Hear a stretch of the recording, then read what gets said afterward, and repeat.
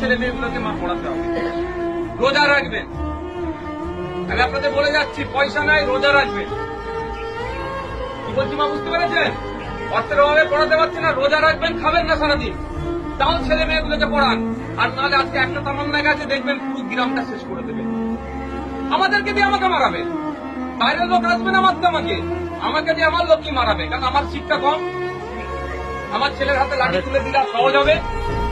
আমার দাদুরা দেখুন, আপনাদের গ্রামে দেখুন, খারাপ লাগবে, দাদুরা দেখুন কারো নেতার হয়ে লাঠিয়ালগিরি করেছে, এখন বাপেরা লাঠিয়ালগিরি করছে। তারপরে ছেলেগুলোকে আবার দেখুন এরকম বোম বাঁধার বাহিনী বানাবে, তার ছেলেকে বানাবে।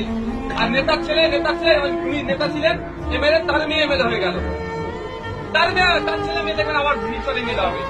আপনার ছেলেগুলো কোথায়? জেলে যাবে, নাহলে রাতে অন্ধকারে মশার কামড়ে খেয়ে কবরস্থানে লুকোতে যাবে, পুলিশ তারা কাটাবে। এর বাইরে কিছু আর হবে না। তাই অনুরোধ মায়েদের বলছি, রোজা রাখবেন, একবেলা খাবেন না, ছেলে মেয়েগুলোকে পড়ান, তাহলেই সমাজ পরিবর্তন হবে, তাহলেই মাথা তুলে বাঁচতে পারবে, নাহলে কুকুর বিড়ালের মতো জীবনযাপন হবে। এর বাইরে শিক্ষা কুকুর বিড়ালের মতো জীবনযাপন হবে।